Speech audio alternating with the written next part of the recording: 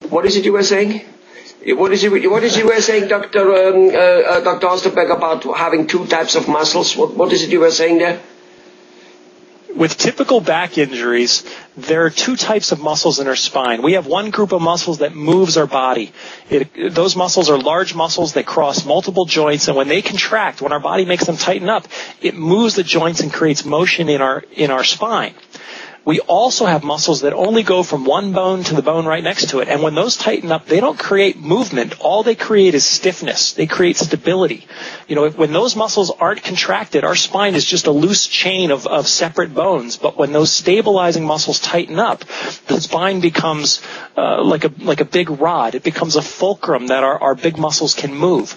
And most back injuries happen when those stabilizing muscles are fatigued, or they're tired, or they're weakened, and they may become weak and not be able to contract, or they might just be delayed and be slow.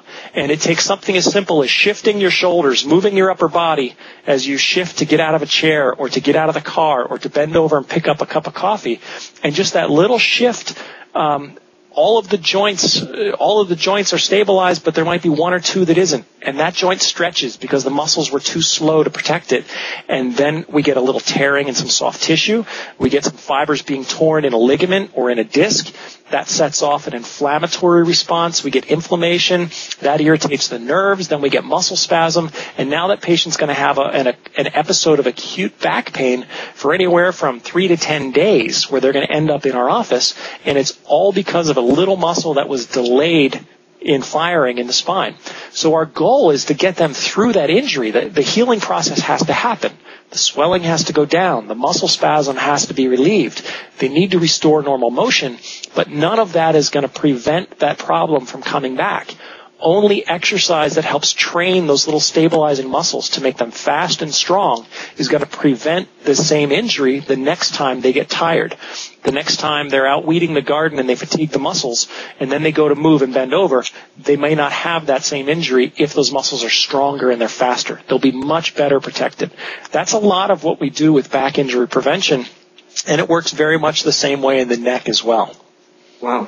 How long does it take, more or less, to get a out of shape person, a person where you can suspect that he has some of those muscles not firing? How long does it take him to get in, relatively functional shape back? A week, a month, a year? I've explained to you in the past that we do some testing with our patients. We run them through a series of 25 tests. It's called a qualitative functional capacity evaluation. And what we do is we have normal data. We know what we know what the results should be for the average grown man who doesn't have any back injuries. We should know what the results should be for the senior citizen woman who doesn't have any neck problems. So when we're having a patient do a test, we get to compare it to what is normal. And that's really nice, because we may run through the test with you and we may find out that 17 of those tests are fine, but we've got a couple of them that are really bad. And I may show you that, your strength in your lower back is only 13% of normal. Well, immediately we'll start you on a home exercise program, and we repeat that test every 2 or 3 weeks. And usually, even within a period of 2 to 3 weeks, we can see phenomenal changes. We can see 100% improvement.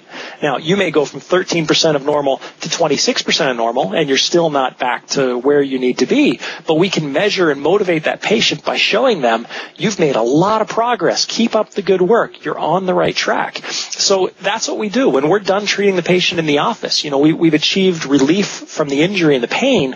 We'll get them exercising, and we'll monitor them until they're back to normal, or they're as good as they're going to get, and then we discharge them from our care and hope that they never need us in the future. But if they do, we're there for them.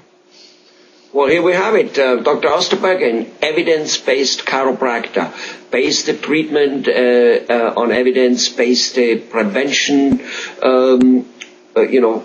practices on evidence. I guess that's wonderful. Thanks a lot, Dr. Osterberg.